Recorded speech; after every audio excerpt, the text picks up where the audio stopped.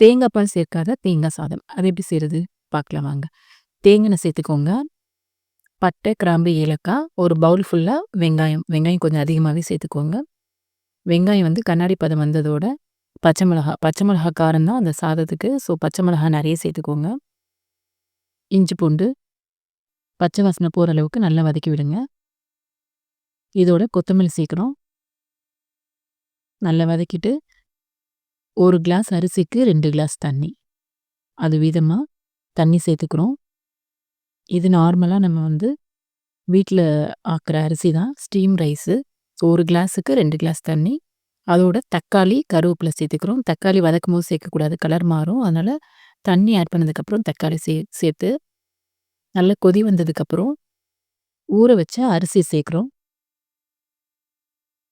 அரிசி சேர்த்து நல்லா கொதிக்கட்டும். கொதிச்சு தண்ணி ஓரளவு வத்தி வரும்போது நம்ம தம் போட போறோம். ஓரளவு கொதிச்சு தண்ணி வத்திருச்சு. இப்போ தவா வச்சு ஒரு 20 மினிட்ஸ் தம் போட்டுருங்க.